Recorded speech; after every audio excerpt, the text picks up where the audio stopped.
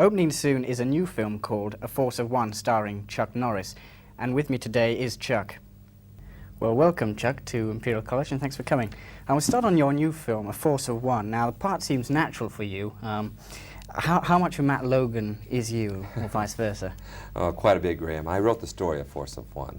Mm-hmm. And, yeah, of course, A Force of One deals with a drug problem, which, you know, I'm a big, I give a lot of lectures about drugs and how bad they are and, you know, what they can do to you. And when I wrote the story of Force of One, I wrote it specifically to explain a lot about the drug thing, but as well as I play a professional karate fighter in there too, which I was a world champion for 6 years, so there's a lot of me in the film. Now, there is a lot of contact footage, so-called. Did anyone get hurt? Well, not really accidents. You know, when we did the fights in the ring, it got a little rough in there because it's very difficult to choreograph a fight in the ring because you're moving around a lot, so the cameras cannot be stuck in any one particular place. So we decided that we would just kind of wing it in there and just kind of play it by ear, just kind of, you know. Yeah, are the cameras that you actually see, are they the ones you actually use? No, those were all phony ones. Were stuntmen used to? No, not.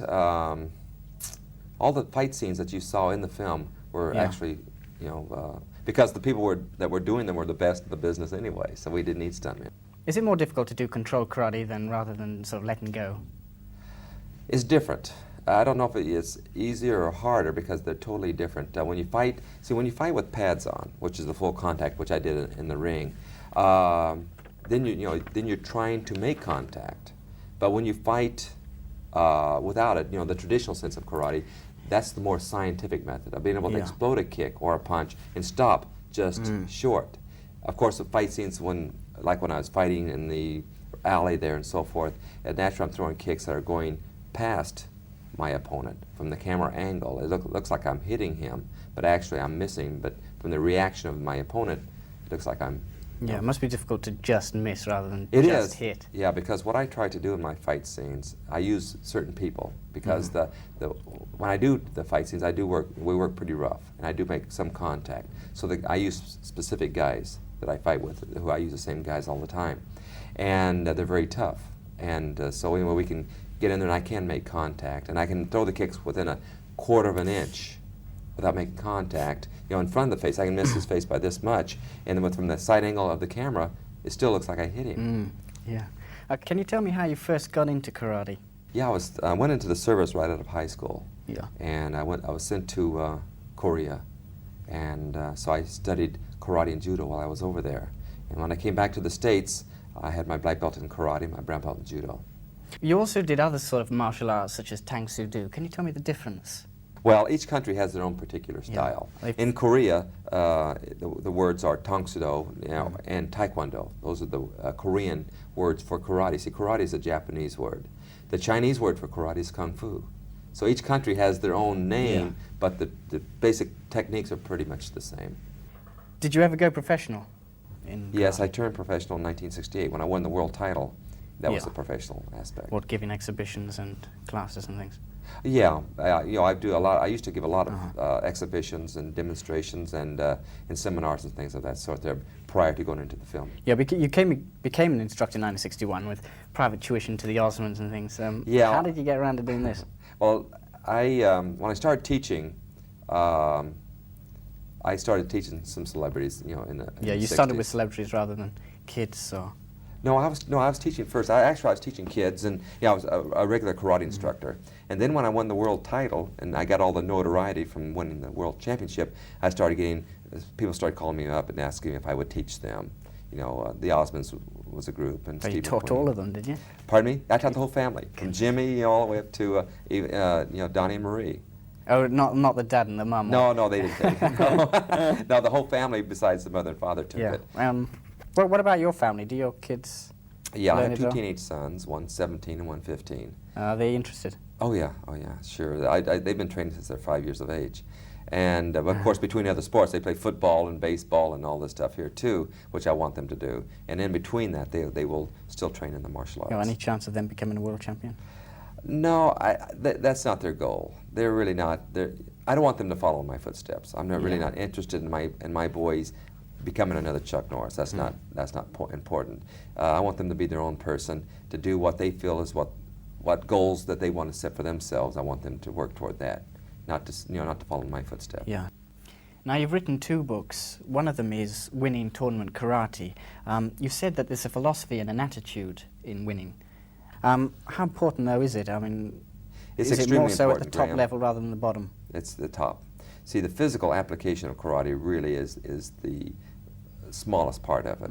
Most people think of karate strictly as a physical application, but what it does for you mentally, psychologically, and emotionally is much more important than what the physical attributes can be. For instance, we teach success orientation, positive-minded type goals, because many students we could get into our school come in there and they're in a very negative train of thought. I can't do this, I can't do that, I can't accomplish things. And what we try to do as teachers is to push out all the negative thoughts and replant positive ideas of what you can do, what you can accomplish in life. And we set formulas for them, which is very good, which works in all areas of life, not strictly karate, but college, training, or whatever. And the formula that I emphasize is that whatever goal you set for yourself, which we all do as we get into the adult world, we all set goals for ourselves. The first thing you must have is a mental image in your mind of what it is that you want to accomplish. Like you're going to college now, you know what in your mind of what it is that you want to achieve. Secondly, you must be determined and persistent enough to stick with it long enough. Now this is where a lot of people fail, because whether you're going through college to get your master's or whatever, you're going to hit obstacles en route. You know, it gets tough at times. And a lot of times people will quit because of these obstacles in the way. And we always emphasize the fact that you must be determined to overcome each obstacle en route. And then if you will study or train, whatever it may be, accordingly, there's not a thing in the world that you cannot achieve. Yes, so it's quite important to teach it at a young age. Absolutely. Yeah. Absolutely. Well, you've also been quite successful in the line of business. I mean, you've got schools and shops and things going. What is interesting is you've got a whole load of stores in France. Now, how come Well, in France? I got those from, the only reputation I've really developed in Europe, besides within the martial arts world, is the movie I did with Bruce Lee called Return of the Dragon, or Way of the Dragon, I think they call it here. In fact, it's showing right here in London right now. It is. And that gave me a pretty big reputation, or notoriety, I guess you could call it. And so I was quite popular in France, and so a franchise person wanted me to use my name is what it is. They really just use my name and have these martial arts supply stores. Why do you think it's France more than any others? Just because? It's just that just one person happened to want it in France, It's not that they're particularly interested in France about Kung Fu? Or? No, I don't think any more so than England. It's just that this businessman just happened to want to open some martial arts supply stores, and he wanted to use my name. You're not worried about setting a cult following? Oh. I wouldn't mind that, Graham. I don't mind a cult following, because the type of movies I want to do is a movie about a hero, a true-to-life hero. I think there's a big void of heroes on the screen today.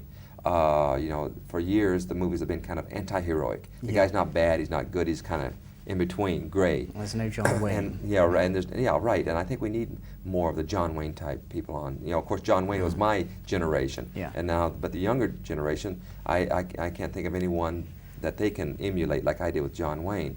And so I thought that it would be great to have a guy that walks softly but carries a big stick, type of a concept. A guy who tries to avoid violence at all costs, which we all do as teachers in karate. We do, but once he's pushed to the point where he can't get out of it, then have the ability to cope with it. That's something that we all wish we could do anyway in real life, is to avoid a situation if at all possible. But if there's no way out of it, at least have the ability to handle it. And it's something that we as men can relate to, and it's something the kids can look up to and emulate, and the parents would like for the kids to be like that type of a person. And then, of course, you can never become a superstar unless you have the female following too, and that's something that, hoping that the macho-ness of that individual will help draw the female audience. Now you've got a gym added to your home. How much do you practice? Pardon me? You've got a gym. Oh yes, at home, yeah. I train every morning, 3 hours every morning, because the movies I do, which are action films, require as much physical strength and endurance that I needed when I was fighting professionally in karate. Yeah, because so when I do a fight scene in the movie, like when Force of One opens here June 1st, you'll see the fights, which will last 3-4 minutes. But it took me, 12, 16, 18 hours of solid fighting to get that 1 2-minute scene or 3-minute scene on the screen. So it's not just to keep in shape. No, no. Yeah. It is, well, it is and it isn't. It's both, because I've been training now for over 20 years, and I would never ever want to get out of shape. I enjoy being in very good physical shape, so I would never quit training because of that reason. But livelihood-wise, for my livelihood, it's important that I do stay in very good physical shape. Yeah. Now, moving on to your acting career, you of course went to Lee Strasberg School of Acting. When did you decide that you wanted to be a film star? Yeah, well, when I decided to become an actor in 1974, of course, Lee Strasberg is the most influential acting school in America. And so I enrolled in Lee Strasberg's. But what I was looking for, because it's like anything else, you got to find the one that fits you personally. And they were great, but I was looking for an acting coach who was working specifically on film, for film. See, Strasberg and a lot of the others work for stage and theater. Well, I have no ambition to go on stage. I only want to do motion pictures. So I was looking for a coach. I finally found an acting coach by the name of Zena Provendy, who was head acting coach at MGM for 20 years. And so I got a hold of her, and I started training with her privately for the last year and a half. It seems funny that being successful in karate and business, you should actually want to go into the film industry. Well, it's goals. I'm a very goal-oriented person, Graham, and I achieved the goals I wanted in the karate world. I did, in the world title in my schools, and I was trying to decide what new energies I want to direct, where I wanted to direct my energies at. And Steve McQueen, who was one of my students at the time, suggested the acting field. And I just finished a movie with Bruce Lee called Return of the Dragon, so I decided I would pursue that. Yeah, but your first debut was in 1969 with Wrecking Crew. Oh gosh. That wasn't a starring role or anything, but how did you get into that? That was a very small role. No, I just won the world title, and the producer of the Mad Helm movies, there's a whole series of these Mad Helm movies, was in the audience. And he came up to me and he says, and he introduced himself. He said, "How would you like to be in a Dean Martin movie?" I go, "Sure." Because I had no, aspirations of being an actor at the time. I said, "Yeah." So he said, "Well, here's the script." So I took the script home, and I had one line of dialogue. And I'll never forget this, is that my one line was, "May I, Mr. Helm." That was my one line, my big thing, right? So for 2 weeks, I'm trying to figure out, how should I say that line? Should I say it cool or macho or what? For 2 weeks, I'm trying to figure out how to say this, right? May I, Mr. May I, Mr. Helm, or whatever. So now we're going to shoot it. So now it's time, and what it is, the setup is that Dean Martin walks into this nightclub, and I'm the bodyguard for Elkie Summer and Nigel Green. And as he walks in, I'm sitting at this table, and as he walks down the aisle, I jump up in front of him, and I say, "May I, Mr. Helm?" And he's supposed to hand me his gun, and then he walks over to Elkie Summer and Nigel Green. So the cameras start rolling, and all of a sudden, man, I can feel myself tensing up. I feel my throat tightening up and all this stuff here. And he walks down the aisle, and I jump. I go, "May I, Mr. Helm?" My throat tightened up, and it came out like a whisper. And I said, "Well, there goes my movie career right out the window." But of course, at that time, I had, I was doing it strictly as a kick. Yeah, you didn't do any martial arts or anything at all in that. Yes, I did. I fought Dean Martin in that movie. And who won? Well, Dean Martin does, of course. Yeah. Well, it was very interesting because he had a double, of course, who was a karate guy. And so he and I did the fight stuff, where the camera couldn't see Dean Martin's face. So now we have to do the close-up stuff where I have to fight with Dean Martin. So there's a scene where I have to throw a kick right over his head, a spinning heel kick, which is, kind of dangerous. And so I said, now, to Dean Martin, I said, "Now, make sure that you drop. I want you to drop way low, so I can throw the kick, over your head." I said, "Do you understand?" He said, "Oh, yeah." I said, "Okay." So we start fighting, so I throw the kick, and he drops about that far, and I hit him right in the shoulder, and he goes flying across the room. And I didn't throw it really hard because I was afraid to. I was afraid he might not drop, so I figured I'd just kind of swing the kick around. Well, he goes flying across the room, and the director almost has a heart attack. And I go, "Are you okay? Are you okay?" He said, "Oh, yeah, I'm okay." So we do the scene again. Well, now I'm going to kick way over his head, right? So I bring that kick about 8 feet over the ground, and he drops all the way to the floor. So there's a gap about this big. So you used the first one, did you? In the actual film? No, we had to use the second one because I was supposed to miss him in that particular kick. But it was interesting. But you know, of course, at that time, you know, I was still fighting, and I was just doing that stuff as a kick. In fact, the movie I did with Bruce was strictly just as a kick. Yeah. I wasn't really, at that time, interested in the movie career. Yeah, but you got a starring role in Breaker Breaker. That was my first one. If the first one wasn't meant to be an acting, you know, I mean, you weren't meant to be acting career, how did you actually get that part? Well, starring I role? started acting school in 1974, and I was getting a lot of offers to do kung fu movies, you know, the typical kung fu thing. And I didn't want to do those. I wasn't interested in doing those type of films. You know, films where all it was is you open up with a kick and you ended with a kick. I wanted to do films that had a good story to it, with good acting, with good direction, with good martial arts scenes inserted when it was emotionally right, meaning that I've been pushed to the point where I have no way out, and the audience is saying, "Come on, fight those bad guys." You know, now they're excited for me to defend myself. And when I finally do fight, you know, the people are in there punching and kicking right along with me.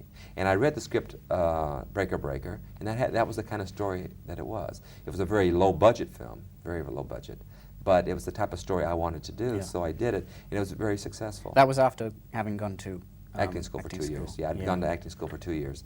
But then, Good Guys Wear Black was really my first main starring role, which was of a movie of any type of substance with any type of budget. Yeah, did you enjoy that one? I mean, did you actually go to Vietnam? No, we didn't. No, we shot that in the States. There's a location outside Los Angeles that looks very much, has the scenery of a Vietnam. In fact, well, of course, there's a TV series in the States called Black Sheep Squadron. I don't know if you got it here or not, but anyway, we shoot almost Vietnam scenes in this particular area. Yeah. Of course, you were in Return of the Dragon with Bruce Lee. Would you consider this your hit movie? It gave me a lot of popularity worldwide. It was amazing. You know, that movie was cost $145,000 to produce. It's grossed over $60 million worldwide. It's amazing, huh? You're glad you're in it? Yeah, of course I am, because I enjoyed working with Bruce Lee in the film. It was a lot of fun. The fight scene is considered the classic martial art fight scene of all time. So it's nice to be involved in, you know, in a fight scene that everyone. In fact, I got a letter. I've gotten thousands of letters fan letters from that movie. And I got a letter one time. A guy wrote, because there's a scene where I throw Bruce to the ground, and he grabs the hair on my chest, and like he pulls it out, right? Well, of course he doesn't for real, but I get a letter from this man, and he says he and his son had seen Return of the Dragon 26 times. And he says, I've got to ask you. They weren't selling ice creams in the stores. Pardon me? They weren't selling ice creams in the stores. So it's amazing. People have seen this movie so many times. It's unbelievable. Yeah. I've gotten letters where people have seen it 18, 19, 20 times, and because of the fight scene. But he says, did Bruce really pull the hair out of your chest? He said, if he did, you're really a stud. You know? So I wrote back and said, no, not for real, he didn't. But it's interesting to think of how people react to the films. Yeah. So what next? Well, I have to be films? back home Monday. I've got 4 movie offers. I just finished another movie that will be coming over in the near future called The Octagon. That's very good. And I have 4 offers now that I've got to decide, you know, what film I want to do this summer. So it'll be films and not television or anything? No, I don't want to do television as yet, Graham. Mainly because you work all year round. And there's certain times of the year that I cut my activities down drastically, because I have 2 teenage boys who are in high school, and they play American football and baseball, and during that particular time of the year I kind of slow my activities down so I can go to their games. Well, thanks very much, Chuck, for coming along, and every success in the future. Thank you, Graham.